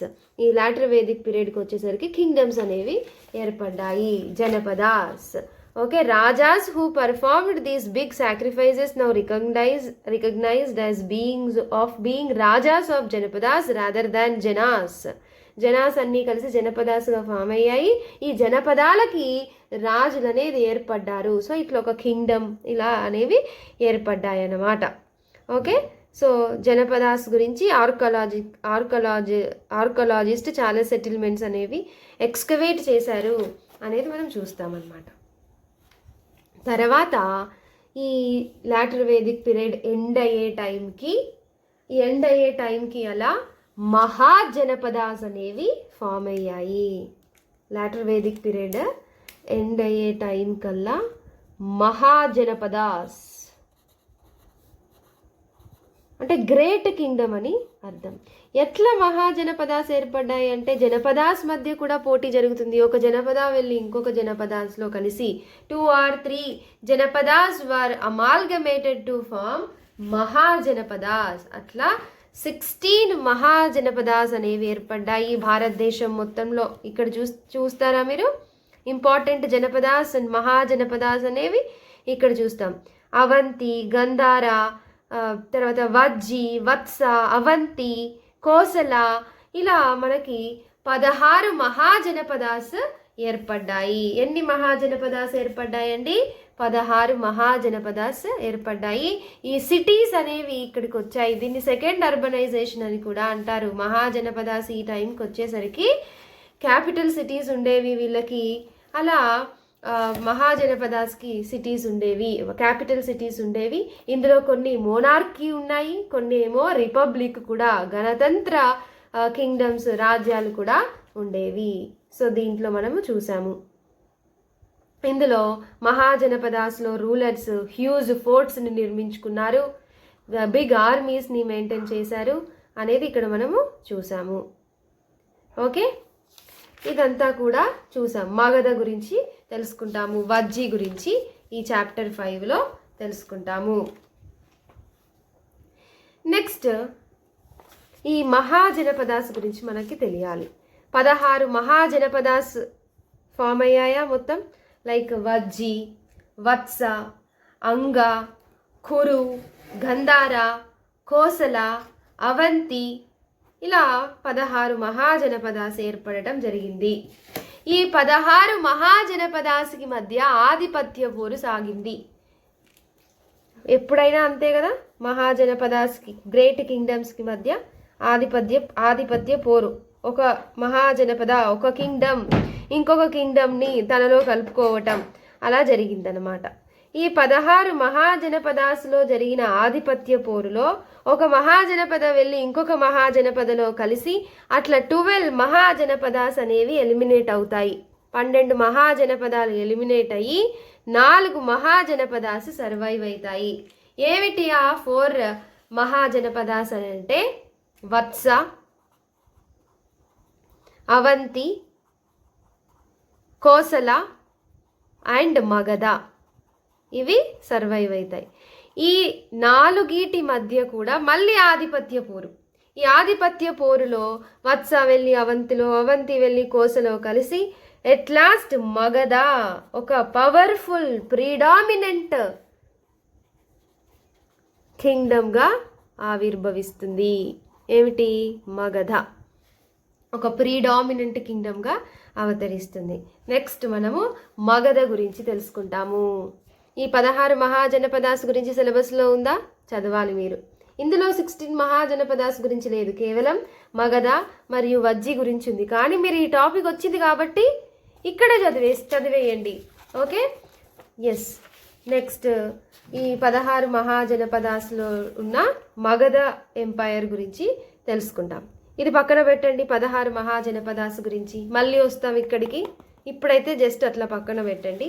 Chapter 6 చూడండి, న్యూ క్వశ్చన్స్ అండ్ ఐడియాస్. కొత్త కొత్త ప్రశ్నలు మరియు ఆలోచనలు అనేవి బయటికి వచ్చాయి. ఏమిటి ఆ కొత్త ప్రశ్నలు మరియు ఆలోచనలు అంటే, లాటర్ వేదిక్ పీరియడ్కి మళ్ళీ రండి. లాటర్ వేదిక్ పీరియడ్లో ఏముందని చెప్పుకున్నాము? ఇక్కడ రాజులు సాక్రిఫైజెస్ చేయటము, లైక్ అశ్వవేధ యాగము, రిచువల్స్ చేయటము, జంతువులను బలివ్వటం జరిగింది. వర్ణా సిస్టమ్ వచ్చింది. ఈ వర్ణా సిస్టము అంటే బ్రాహ్మిన్స్, క్షత్రియాస్, వైశ్యాస్ అని ఇలా క్లాసెస్ వచ్చి ఒక ల్యాడర్ని వేసి ఇందులో వీళ్ళని వేసి అందులో కొంతమంది ఎక్కువ కొంతమంది తక్కువ అని చెప్పి సోషల్ ఇన్ఈక్వాలిటీస్ వచ్చాయి. అయితే వీటన్నిటికీ ఎగెయిన్స్ట్గా ఈ బ్రాహ్మణిక్ సుప్రమసీ, బ్రాహ్మిన్స్ యొక్క డామినేషన్, ఈ క్షత్రియాస్ యొక్క సాక్రిఫైజెస్, తర్వాత ఈ complex rituals in the Vedas and mantras, వేదాలలో ఉన్న మంత్రాలు ఇవన్నీ కూడా ప్రజలకు అర్థం కాలేదు. ఈ సాక్రిఫైజెస్ అన్నీ కూడా ప్రజలు యాక్సెప్ట్ చేయలేదు. ఈ వైశ్యాస్ ఉన్నారు, ఎకనామిక్ కాజెస్ ఉంటాయి. అంటే వైశ్యాస్ ఏమో వీళ్ళు మర్చెంట్ క్లాస్, వ్యాపారం చేశారు, వీళ్ళు ఎకనామికల్గా ముందుకొచ్చారు. మరి ఎకనామికల్గా ముందుకొచ్చినప్పుడు మేము కూడా సోషల్గా ముందుకెళ్ళాలని వీళ్ళు అనుకోరా? కానీ ఈ వేదిక్ ప్రిన్సిపల్స్ ఏవైతే ఉన్నాయో అవి వైశ్యాస్ని అలో చేయలేదు. సో ఇవన్నీ కాజెస్ వల్ల వీటికి ఎగెయిన్స్ట్గా, వ్యతిరేకంగా, ఈ వేదిక్ ప్రిన్సిపల్స్కి ఎగెయిన్స్ట్గా, ఈ వర్ణ సిస్టమ్కి ఎగెయిన్స్ట్గా, ఈ సాక్రిఫైజెస్కి ఎగెయిన్స్ట్గా ఈ లాటర్ వేదిక్ పీరియడ్కి వచ్చేసరికి అగ్రికల్చర్ మెయిన్ ఆక్యుపేషన్ అయింది. ఒక అగ్రేరియన్ బేస్డ్ కంట్రీకి కానీ, ఒక అగ్రేరియన్ బేస్డ్ కమ్యూనిటీకి జంతువులు ఎంత ఇంపార్టెంట్, అవునా? మరి జంతువులన్నిటిని బలిస్తుంటే వీళ్ళకి కోపం రాదా? సో ఇవన్నీ పీపుల్ యాక్సెప్ట్ చేయలేదు. సో కొంతమంది క్షత్రియాసే, అంటే ఇక్కడ మనకి మహాజనపదాస్లో రిపబ్లిక్స్ ఉన్నాయని కదా. సో ఆ రిపబ్లిక్ నుంచి వచ్చిన వాళ్ళు కొంతమంది, లైక్ గౌతమ బుద్ధ, తర్వాత గౌతమ బుద్ధ అయ్యాడు కదా, సిద్ధార్థ గౌతమ, తర్వాత వర్ధమాన్ మహావీర్ అని ఇట్లా కొంతమంది బయటికి వచ్చి కొత్త మతాలని స్థాపించారు. అవే జైనిజం మరియు బుద్ధిజం.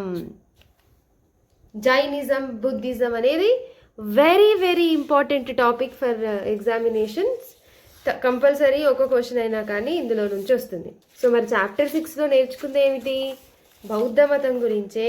సిద్ధార్థని గౌతమ అని కూడా అంటారు. బుద్ధిజం యొక్క ఫౌండర్, స్థాపకుడు. 2500 సంవత్సరాల క్రితము పీపుల్ యొక్క లైఫ్స్లో చేంజెస్ వచ్చాయి. మహాజనపదాస్ అనేవి పవర్ఫుల్గా ఫామ్ అవుతున్నాయి, న్యూ సిటీస్ డెవలప్ అవుతున్నాయి, లైఫ్ చేంజ్ అవుతుంది. ఓకే, సో ఇవన్నీ జరుగుతున్నాయి. వాళ్ళందరూ అర్థం చేసుకోవడానికి ప్రయత్నించారు. What is the true meaning of life? So ఇదా జీవితం అంటే, ఇదా అని చెప్పి. సో అట్లా బుద్ధ క్షత్రియానే, సాక్య గణ నుంచి వచ్చిన ఆయన యంగ్ మ్యాన్ ఉన్నప్పుడు వాళ్ళ ఇంటిని వదిలేస్తాడు. సో ఇట్లా మనము బౌద్ధ మతం గురించి తెలుసుకుంటాము. ఇంటి నుంచి బయటికి వచ్చే ఈవెంట్ని మహాభిష్క్రమణ అని అంటారు. ఒక హార్స్ తీసుకొని వస్తాడు. సో అట్లా బయటకు వచ్చి ట్రూ లైఫ్ కోసం చూస్తాడు. ఆయనకి ఎందుకు ఆలోచన వస్తుంది అంటే, ఒక సిక్ మ్యాన్ని, ఒక శవాన్ని, ఒక కార్ప్స్ని, తర్వాత ఒక మోంక్ని, ఒక సన్యాసిని, ఒక అసిటిక్ని, ఒక మోంక్ని, ఒక ఓల్డ్ మ్యాన్ని చూస్తే ఆయనకి ఈ ఆలోచన వస్తుంది, అసలు జీవితం అంటే ఏంటి అని చెప్పి బయటికి వచ్చి జ్ఞానోదయం కోసం, ఎన్లైట్మెంట్ కోసం బయటికి వస్తాడు. అవునా?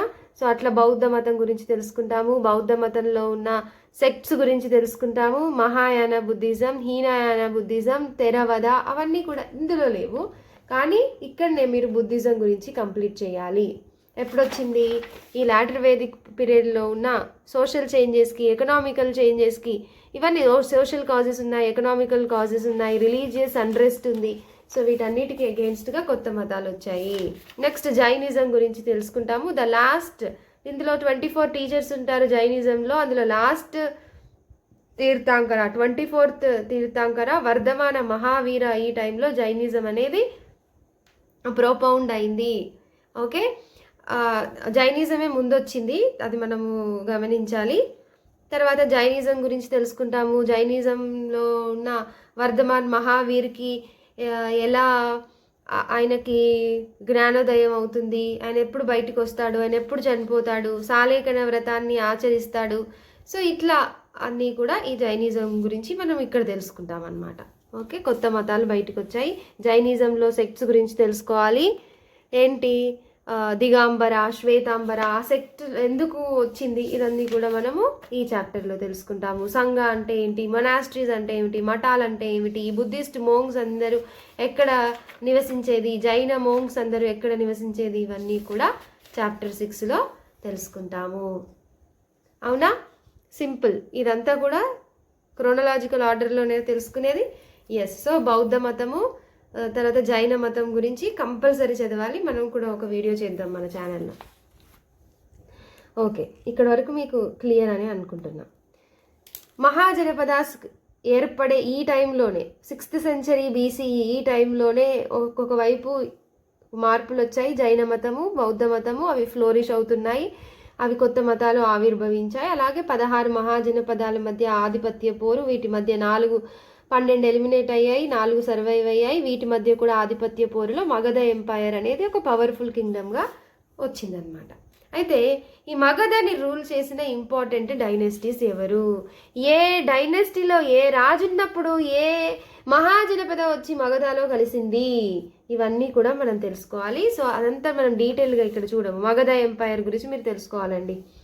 ఓకే, దీన్ని మగధ ఎంపైర్ని రూల్ చేసిన వాళ్ళు ఎవరెవరు అనేది చూస్తే, first Haryanka dynasty. Haryanka dynasty తర్వాత వచ్చింది శిశునాగా డైనెస్టీ. శిశునాగా డైనెస్టీ తర్వాత వచ్చింది నంద డైనెస్టీ. ఓకే, హారియాంకా డైనెస్టీలో ఇంపార్టెంట్ రూలర్ బింబిసారా. బిందుసారా కాదు, బింబిసారా, కన్ఫ్యూజ్ అవ్వద్దు. బిందుసారా మౌర్యన్ ఎంపైర్లో వస్తాడు. ఇది మనకి ఎన్సీఆర్టీలో లేదు. ఈ మగధ ఎంపైర్ని పాలించిన వంశాలు ఎవరు, రాజులు ఎవరు అనేది లేదు, మనకు తెలియాలి. మనం కనెక్ట్ చేసుకుంటే మనకి ఈజీ అయిపోతుంది ఇక్కడే. బింబిసారుడు కొడుకు అజాతశత్రువు. బింబిసారుడు తర్వాత వచ్చింది అజాతశత్రువు, తర్వాత వచ్చింది ఉజ్జయిన్. ఓకే, వీళ్ళు ఇంపార్టెంట్ రూలర్స్. అజాతశత్రువు ఫస్ట్ బుద్ధిస్ట్ కౌన్సిల్స్ గురించి తెలుసుకుంటాము. కన్వెన్ చేసింది ఎవరు ఫస్ట్ బుద్ధిస్ట్ కౌన్సిల్ని అంటే అజాతశత్రు అని తెలుసుకుంటాము. ఓకే, తర్వాత మనకి శిశునాగా డైనెస్టీ వస్తుంది. శిశునాగా డైనెస్టీ ఎవరు అని అంటే, శిశునాగా డైనెస్టీని స్థాపించింది శిశునాగా. ఈ లాస్ట్ రూలర్ ఆఫ్ హారియాంకా డైనెస్టీని ఓడించి శిశునాగా డైనెస్టీ వస్తుందన్నమాట. ఉజ్జయిన్ కాదు, సారీ అండి, ఇది ఉదయిన్, స్పెల్లింగ్ మిస్టేక్, ఇట్స్ ఉదయిన్.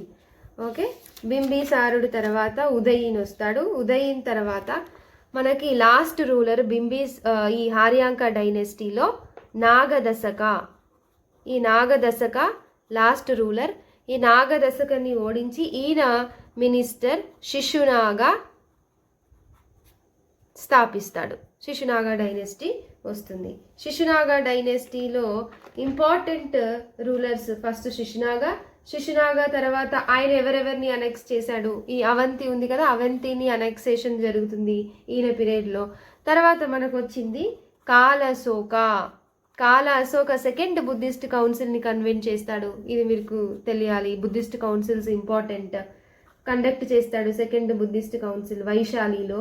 శిశునాగా యొక్క కొడుకు కాల అశోక అక్కడ మీరు తెలుసుకుంటాడు. సో ఈయన శిశునాగా డైనెస్టీకి చెందినవాడనమాట. సో ఈయనను చంపిన తర్వాత నందా డైనెస్టీ వస్తుంది.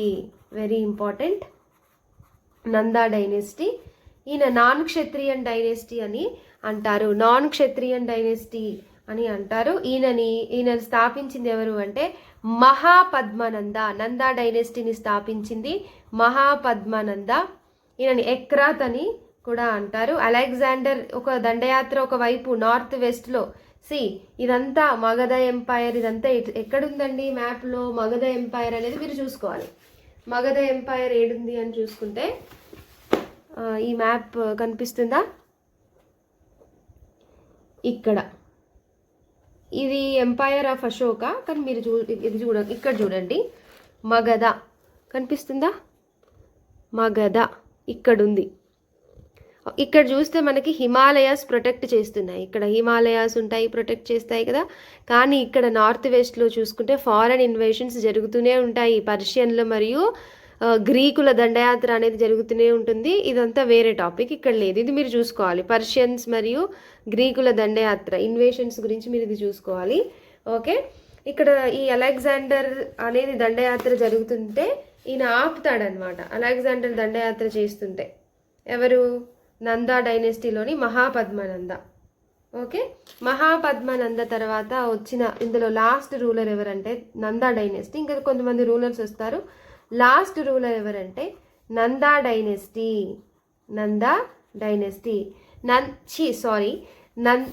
ధననంద. ఏమనుకోవద్దు, ధననంద ఈయన లాస్ట్ రూలర్. ఈ ధననందుడు ఈయనంత మంచివాడు కాదనమాట. ఈయనకు మంచి పేరు లేదు ప్రజల్లో, చాలా ట్యాక్సెస్ వేశాడు. అప్రెసివ్ ట్యాక్స్ రిజైమ్ అనేది ఉంది. ఓకే, తర్వాత వీళ్ళు నాన్ క్షత్రియన్ డైనెస్టీ అనేది కూడా ఉంది. కానీ ఈ నందాస్ వీళ్ళు నార్త్ వెస్ట్ వరకు ఇలా ఎక్స్టెండ్ చేశారు వీళ్ళది. ఇదంతా మనం తర్వాత తెలుసుకుంటాము. కానీ మీకు ఇక్కడ తెలియాల్సింది వెరీ వెరీ ఇంపార్టెంట్ ఏంటంటే, నందా డైనెస్టీ, ఫస్ట్ హార్యాంక డైనెస్టీ, తర్వాత శిశునాగా డైనెస్టీ, తర్వాత నందా డైనెస్టీలోని లాస్ట్ రూలర్ ఎవరంటే ధననందుడికి ప్రజల్లో తీవ్రమైన వ్యతిరేకత ఉండేది. Because of he's oppressive tax regime, ఇష్టం వచ్చినట్టుగా పన్నులు విధించేవాడు. సో ధననందుడికి పైన చాలా వ్యతిరేకత ఉండేది. సో ఇదే ఈ నందా డైనెస్టీలో ఉన్న లాస్ట్ రూలర్ ధననందుని పైన ఉన్న వ్యతిరేకతని క్యాచ్ చేసుకున్నారు. ఎవరు అని అంటే చంద్రగుప్త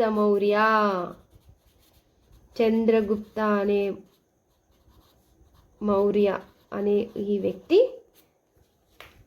మగధలో మౌర్యన్ ఎంపైర్ని స్థాపించాడు. With the help of astute Brahman, ఒక తెలివైన బ్రాహ్మణుడు, ఆయన్నే కౌటిల్య, విష్ణుగుప్త, చాణక్య అని కూడా అంటారు. ఈయన సహాయం తీసుకొని చంద్రగుప్త మౌర్యుడు ధననందుడిని ఓడించి ఆయన్ని అక్కడ మౌర్యన్ ఎంపైర్ని స్థాపిస్తారు. So very very important. Mauryan empire వరకు ఎలా వచ్చామనేది తెలిసిందా? అశోకుడు, ఇక్కడ Ashoka the emperor who gave up war, ఏ వంశానికి చెందినవాడు, ఏ సామ్రాజ్యానికి చెందినవాడు అంటే మౌర్య సామ్రాజ్యము. ఓకే, సో మౌర్యన్ ఎంపైర్ ఎలా వచ్చింది అనేది తెలుసుకుంటాం. The last ruler of Nanda ruler Dhanananda was highly unpopular due to his oppressive tax regime. Okay, so ఆ తర్వాత మనకి ఒక సైడు అలెగ్జాండర్ ఇన్వేషన్ జరుగుతుంది నార్త్ వెస్టర్న్ ఇండియా, అదంతా చూసుకోవాలి, ప్యారలల్గా అటు జరుగుతూనే ఉంటుంది. ఓకే, సో మౌర్యన్ ఎంపైర్లో ఫస్ట్ రూలర్ ఎవరు? చంద్రగుప్త మౌర్యుడి తర్వాత వచ్చింది ఎవరు? Bindusara. Will write it again in new paper. వింటున్నారా? ఎస్, మౌర్యన్ ఎంపైర్ని మగధ ఎంపైర్లో స్టార్ట్ చేశారు. 137 సంవత్సరాల పాటు ఈ మౌర్యన్ ఎంపైర్ అనేది ఉంటుంది. మొత్తం ఇంత పెద్ద కింగ్డమ్ భారతదేశంలో నేషనల్ ఎంపరర్ మొత్తం ఆల్మోస్ట్ కొన్ని ఎక్స్ట్రీమ్ సౌత్లో కొన్ని భాగాలను విడిచిపెట్టి, ఎస్ ఇది చూడండి ఇప్పుడు మ్యాప్, సౌత్లో ఇక్కడ మనకి వైట్ పార్ట్లో ఉంది కదా, ఇది విడిచిపెట్టి మిగతా పార్ట్ని మొత్తము భారతదేశాన్ని, ఇప్పుడున్న భారతదేశాన్ని మరి ఇంకా ఈ నార్త్ వెస్ట్ని మొత్తం ఏకతాటిగా తెచ్చి పరిపాలించిన ఘనత అనేది మనకి మౌర్యన్ ఎంపైర్కే ఉంటుందన్నమాట. ఒక సౌత్ని విడిచిపెట్టి, సౌత్లో మనకి చోళ, చేర, పాండ్యాస్ ఉంటారు. ఓకే, వాళ్ళ గురించి కూడా మనము తెలుసుకుంటాము. ఇంత పెద్ద సామ్రాజ్యం మౌర్యన్ ఎంపైర్ అనేది చాలా పెద్ద సామ్రాజ్యము. ఫస్ట్ నేషనల్ ఎంపరర్ అని కూడా అంటారు, largest ever in the Indian సబ్ కాంటినెంట్లో ఇది largest. Important rulers of Mauryan empire ఎవరు అంటే చంద్రగుప్త మౌర్య. వీడియో పెద్దగా ఉంది కదా, సో అక్కడక్కడ నా నోరు తిరగకపోతే తప్పు అంటే ఏమనుకోకండి, జస్ట్ ప్లీజ్ బేర్ ఇట్. కాకపోతే కాన్సెప్ట్ అర్థమవుతుందా లేదా అనేది చూసుకోండి అంతే. చంద్రగుప్త మౌర్య, బిందుసారా, తర్వాత ద గ్రేట్ అశోక, వీళ్ళు important rulers of Mauryan empire. Chandragupta మౌర్యుడు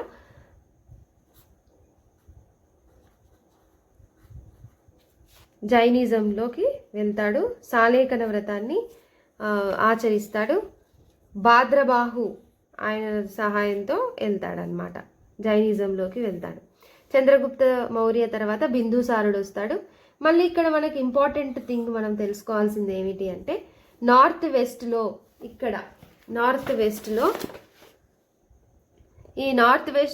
Alexander తర్వాత ఆయన జనరల్స్ సెల్యూకియస్ నికేటర్ అనేట ఆయన ఉంటాడు. ఈ సెల్యూకియస్ నికేటర్ పైన వార్కి వెళ్తాడు చంద్రగుప్త మౌర్య, కానీ సంధి చేసుకుంటారనమాట. ఈ చంద్రగుప్త పీస్ ట్రీటీ అని అంటారు, సంధి చేసుకుంటారు, ట్రీటీ చేసుకుంటారు. చంద్రగుప్త మౌర్యుడు ఈయనకి 500 ఎలిఫెంట్స్ ఇస్తాడు. ఎవరికి? సెల్యూకియస్ నికేటర్కి. ఈయన కూతురిని, సెల్యూకియస్ నికేటర్ యొక్క కూతురు హలీనాని చంద్రగుప్త మౌర్యుడు పెళ్లి చేసుకుంటాడు. తర్వాత పెళ్లి చేసుకుంటాడు. ఈ మెగాస్థెనస్ని ఒక అంబాసిడర్ని చంద్రగుప్త మౌర్య కోర్టుకి పంపిస్తాడు. ఎవరు? సెల్యూకియస్ నికేటర్. ఎవరిని? మెగాస్థెనస్ ఇండికా అనే బుక్ని రాస్తాడు. ఆ మెగాస్థెనస్ ఆయన రాజులది ఎలా ఉండేది, చాలా information, source of information about history అనేది మనకి మెగాస్థెనస్ ఇండికా ఆ బుక్లో ఉంటుందన్నమాట. So important Seleucus Nicator. ఇది కూడా మనం లాస్ట్ చాప్టర్లో చూసాం. ఇందులో ఉంటుంది సెల్యూకియస్ నికేటర్ ప్రస్తావన చాప్టర్ 7లో. ఓకే, నెక్స్ట్ బిందుసారుడు తర్వాత ద గ్రేట్ అశోక ఉంటాడు.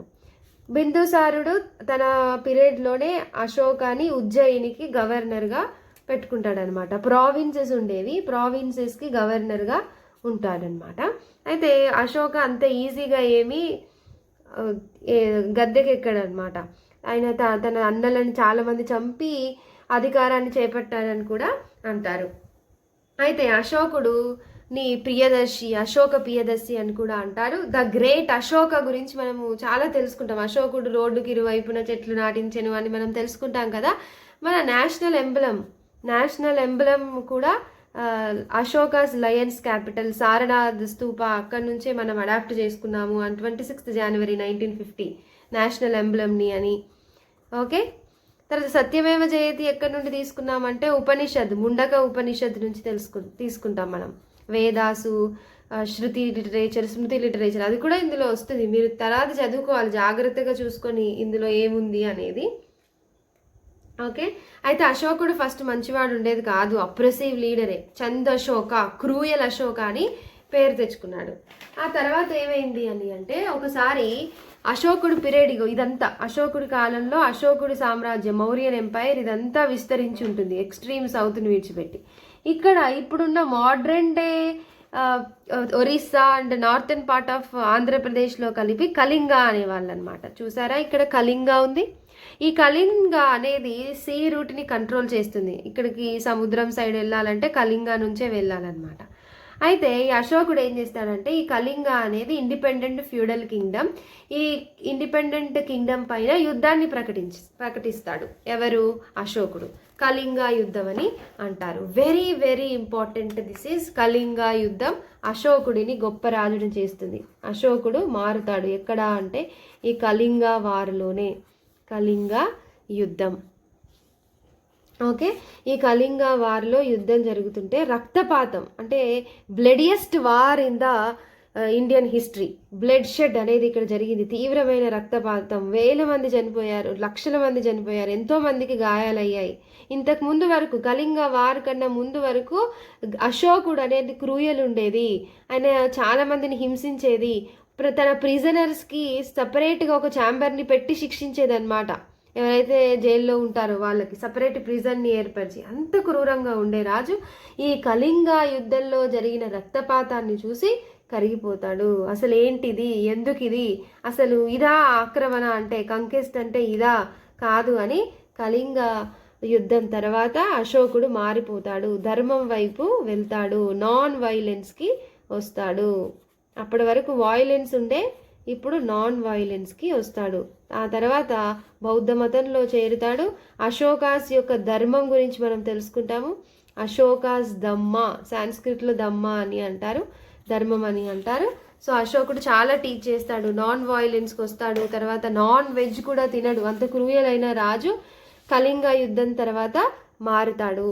అంటే అంత క్రూరమైన రాజు గొప్ప రాజుగా మారాడనంటే అక్కడ కళింగ యుద్ధంలో ఎంత వాయిలెన్స్, ఎంత బ్లడ్ షెడ్ అనేది చోటు చేసుకుందో మీరు అర్థం చేసుకోవాలి.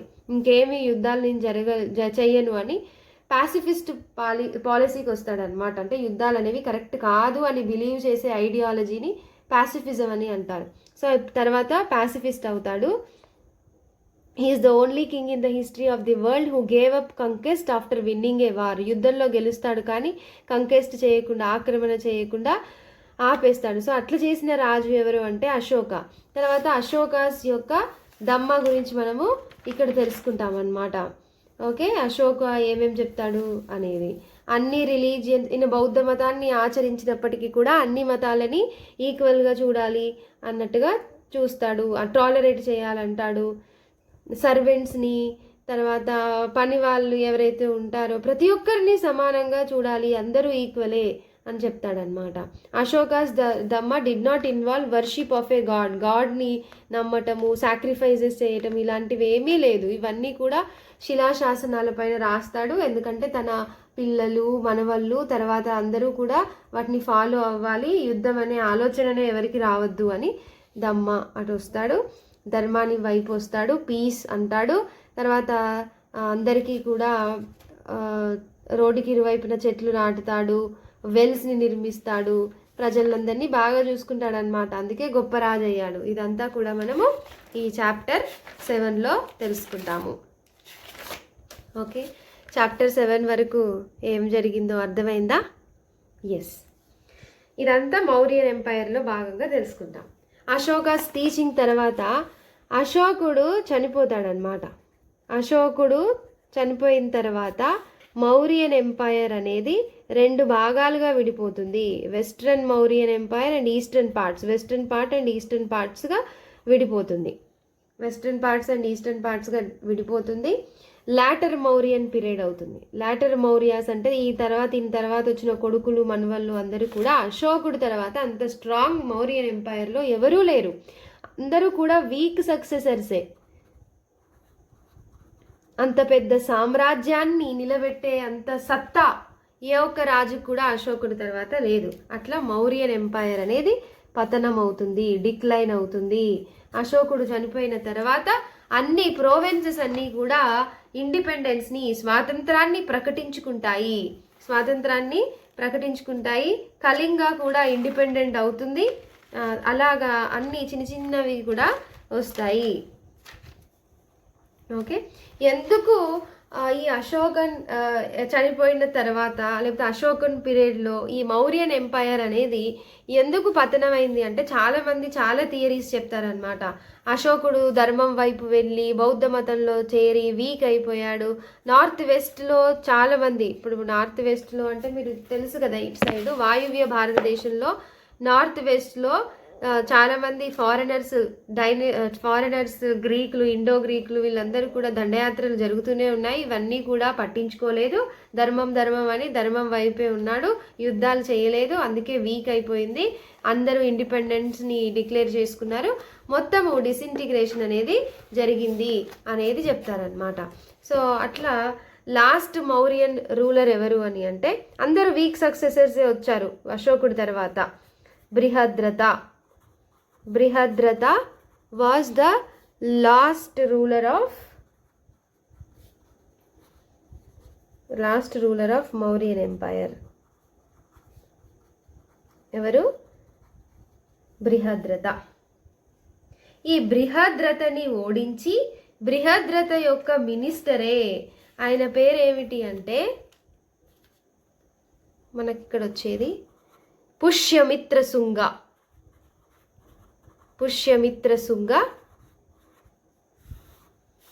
ఈ మౌర్యన్ ఎంపైర్ని లాస్ట్ మౌర్యన్ రూలర్ బృహద్రథని ఓడించి శుంగా డైనెస్టీని స్థాపిస్తాడు. ఆయన ఎవరు? పుష్యమిత్ర శుంగా డైనెస్టీని స్థాపిస్తాడు. ఓకే, దీన్ని మనము post Mauryan empire or pre Gupta period అని అంటాము. Post Mauryan period or pre Gupta period very very important. ఇప్పుడు ఇక్కడికి రండి. మీరు ఇంతసేపు విన్నారా? వింటే గ్రేట్, కానీ మీకు ఐడియా వచ్చిందని అనుకుంటున్నాను. Yes, looking ahead. అశోకుడు చనిపోయాడు, తర్వాత లాటర్ మౌర్యస్ వచ్చారు. లాస్ట్ రూలర్ బృహద్రథ, ఆయన్ని తన మినిస్టర్ పుష్యమిత్రశుంగ ఓవర్థ్రోన్ చేశాడు, లాస్ట్ రూలర్ ఇన్ మౌర్యన్ ఎంపైర్ని. తర్వాత మనకి శుంగా డైనెస్టీ అనేది ఆ మగధ, ఆ ఇండో గంగాటిక్ ప్లేన్, ఆ దాంట్లోనే మనకి ఈ శుంగా డైనెస్టీ అనేది ఏర్పడుతుంది. సో ఇక్కడ మనకి చెప్పింది ఏంటి అంటే this is the bridge between this last 7 chapters and next 4 chapters. ఇప్పటి వరకు మీరు వినకున్నా కానీ ఇది మాత్రం మీరు కంపల్సరీ వినాలి. మౌర్యన్ ఎంపైర్ అనేది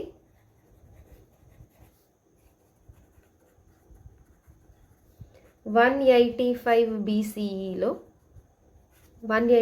BCEలో డిక్లైన్ అయింది, పతనమైంది. ఆ తర్వాత మౌర్యన్ ఎంపైర్ అంత పెద్దది కాకున్నా కానీ ఎక్కువ భాగాన్ని పరిపాలించిన వాళ్ళు మళ్ళీ ఎవరు అని అంటే గుప్త ఎంపైరే. గుప్త ఎంపైర్ వీళ్ళు 320 కామన్ ఎరా ఇక్కడ వరకు వచ్చేసరికి మళ్ళీ మౌర్యన్ ఎంపైర్ తర్వాత మౌర్యన్ ఎంపైర్ అంతా కాకపోయినా చెప్పుకోదగ్గట్టుగా ఉంది అని అంటే అది గుప్త ఎంపైరే. మరి ఈ మధ్యలో పీరియడ్ 185 BCE నుంచి 320 CE ఈ టైంలో దీన్ని డార్క్ పీరియడ్ అని అంటారు. మౌర్యన్ ఎంపైర్ పతనం అయిపోయింది. లాస్ట్ మౌర్యన్ రూలర్ బృహద్రథని చంపేశారు. ఎవరు? పుష్యమిత్ర శుంగ. ఆయన మినిస్టర్ శుంగ డైనెస్టీని ఏర్పరుచుతాడు. కానీ ఎక్కడ? అది ఎంత భాగం వరకు అని అంటే ఇక్కడే మగధ ఈ పీరియడ్లో ఉన్న ఇంత భాగంలోనే. ఎక్కడ అంటే ఈ నార్త్లో ఈస్టర్న్ పార్ట్లో మాత్రమే. ఓకే, నార్త్ ఇండియాలో ఈ ప్రాంతంలో మాత్రమే. మళ్ళీ ఇక్కడ వేరే ఉంటారు, ఇక్కడ డక్కన్ ప్రాంతంలో వేరే ఉంటారు. సంగం డైనెస్టీస్ అని ఇక్కడ కింద ఉంటాయి, సంగం ఏజ్ అని. ఇది ఎప్పటి నుండో ఉంటుందన్నమాట. ఇక్కడ సంగం డైనెస్టీ సౌత్ అనేది సంగం ఏజ్ అనేది ఎప్పటి నుండో ఉంటుంది. ఎస్. సో ఈ మధ్య కాలంలో చాలా చిన్న చిన్న కింగ్డమ్స్, నేనేం చెప్పాను, అశోకుడు చనిపోయిన తర్వాతనే ప్రావిన్సెస్ అన్ని ఇండిపెండెన్స్ డిక్లేర్ చేసుకున్నాయి, కళింగ పోయింది, అన్నీ పోయాయి అని చెప్పుకున్నాం కదా. సో అట్లా సెవరల్ న్యూ కింగ్డమ్స్ రైజ్ అయ్యాయి. ఎప్పుడు? మౌర్యన్ ఎంపైర్ అంతా డిక్లైన్ అయిన తర్వాత. సో దీన్ని డార్క్ పీరియడ్ అని అంటారు. చెప్పుకోదగ్గట్టుగా లేవు, అన్ని చిన్న చిన్న చిన్న చిన్న చిన్న చిన్న కింగ్డమ్సే ఉన్నాయన్నమాట. So Mauryan empire collapsed about 2200 years ago. In its place rose several new kingdoms. చాలా చిన్న చిన్న కింగ్డమ్స్, కొత్త కొత్త కింగ్డమ్స్ వచ్చాయి. నార్త్ వెస్ట్లో చూసుకుంటే అశోక ఎంపైర్లో ఈ అశోక ఎంపైర్ ఆఫ్ అశోక ఇంత పెద్దగా ఉందా? ఒక సౌత్ని వదిలిపెట్టండి, ఇంత పెద్దగా ఉందా? సో మళ్ళీ తర్వాత మనం ఇక్కడ చూసుకుంటే ఈ పార్ట్లో మనకి ఇండిజీనియస్ డైనెస్టీస్ వచ్చాయి.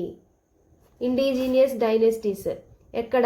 నార్త్లో, పార్ట్స్ ఆఫ్ సెంట్రల్ ఇండియాలో మౌర్యాస్ యొక్క జనరలే పుష్యమిత్ర శుంగ ఒక కింగ్డమ్ని ఎస్టాబ్లిష్ చేస్తాడు. తర్వాత దాన్నే శుంగా డైనెస్టీ అని అంటారు. శుంగా డైనెస్టీ ఈ పార్ట్లో మాత్రమే శుంగా డైనెస్టీ వస్తుంది. వీటిని native dynasties or indigenous dynasties, స్థానిక వంశాలు అంటారు. శుంగాస్లో పుష్యమిత్ర శుంగ తర్వాత అగ్నిమిత్ర తర్వాత దేవభూతి. ఈ దేవభూతిని ఓడించి ఇప్పుడు కన్వాస్ వస్తారు. కన్వాస్ వస్తారు. వాసుమిత్ర కన్వా, మళ్ళీ ఇక్కడ కన్వాస్ వస్తారు. తర్వాత కళింగ అంటే తెలుసు కదా, కళింగాలో యుద్ధం జరిగింది. ఇక్కడ చెడి డైనెస్టీ ఉంటుంది. చెడి డైనెస్టీలో ఇంపార్టెంట్ రూలర్ కరవేల. హాతి గుంప ఇన్స్క్రిప్షన్స్ని పెడతాడని అంటారు కదా, కరవేల.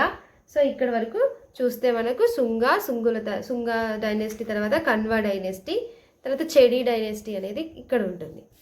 మరి నార్త్ వెస్ట్లో పరిస్థితి ఏమిటి? వాయువ్య భారతదేశంలో పరిస్థితులు ఏమిటి అంటే ఇక్కడ ఇండో గ్రీక్స్ ఉంటారు. ఇండో గ్రీక్స్లో మనకి ఇంపార్టెంట్ రూలర్స్ మినందర్ అట్లుంటారు.